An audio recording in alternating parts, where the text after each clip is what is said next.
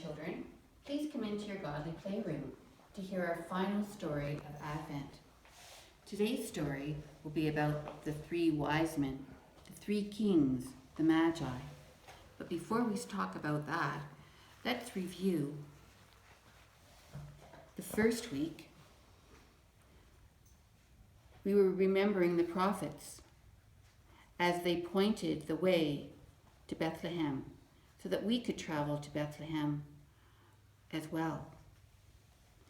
In the second week of Advent is when we remember Mother Mary and Father Joseph in their travel to Bethlehem with the donkey. The third week is the shepherds and how the angels came and told them of the great tidings and of a child being born, and how they hurried down to Bethlehem to see this child. This week, we're talking about the three kings, the wise men, the Magi. People thought that these three kings were so very wise that they were magical. In fact, the word magi comes from, in their language, magi means magic. And that's how we got magic from their name. Of all the things they were wise in, the thing they knew most about were the stars. They knew every star in the sky and when it would appear during the year. They helped people with this knowledge. They knew through the stars when was the best time for the people to plant their crops. They told the people when it was safest to travel in boats across the ocean and when the snow would be the least deep to travel the mountains. Now these three kings came from the far east, and it took them a long time to travel to Bethlehem. But the reason they traveled there was because in the sky, they suddenly noticed a wild star. This star was not behaving like the other stars. It would not stay in one spot. It would go here, it would go there. So they decided to follow that star and let them lead them to what the star wanted them to know. So they started their journey, and they're always late. Every year they seem to be late. They don't arrive until after the baby is born, usually around January 6th, but we still remember them because they were on the way to Bethlehem.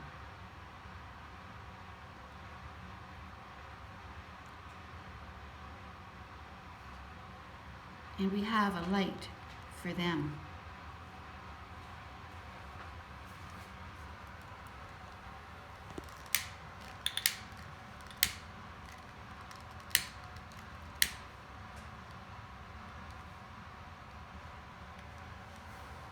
The prophet's light.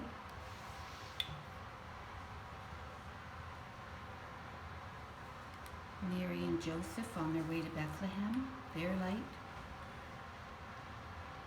The shepherd's light,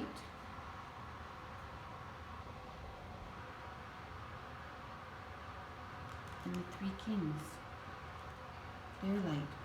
Let's enjoy all these lights.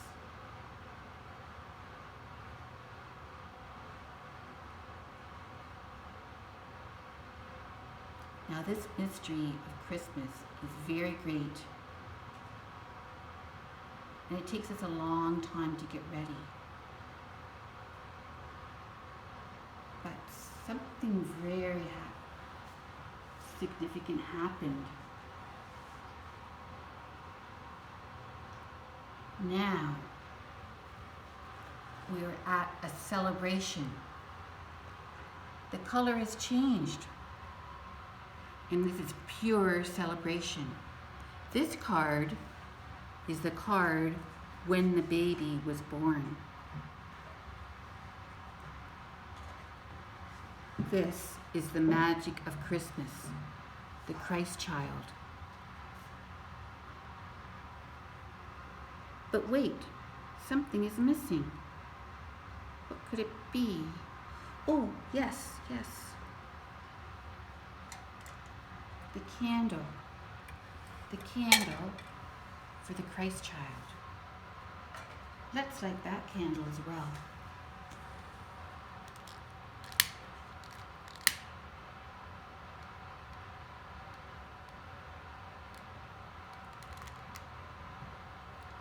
Now we can enjoy all the lights.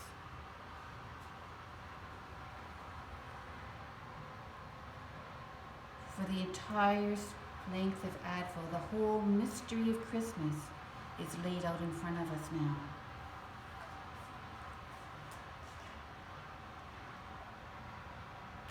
And we remember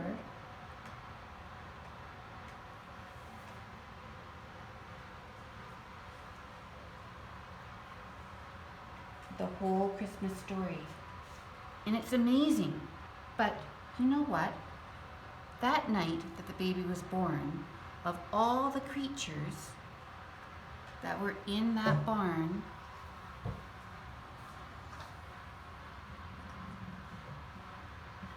I think the creature that was most truly amazed was the old brown cow.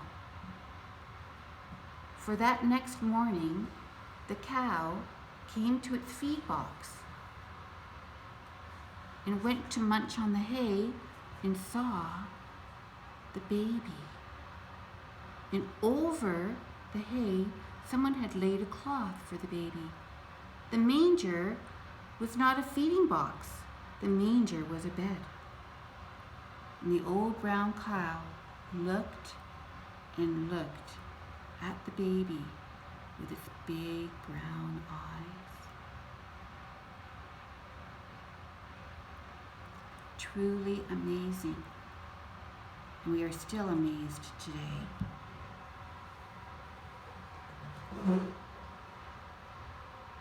Now we will watch, as we've learned, the light change. The light doesn't disappear, it grows. And it fills the room with the light of the prophets, the light of Mother Mary and Father Joseph, the light of the shepherds, the light of the kings, and the light of Jesus Christ, the baby that changes everything.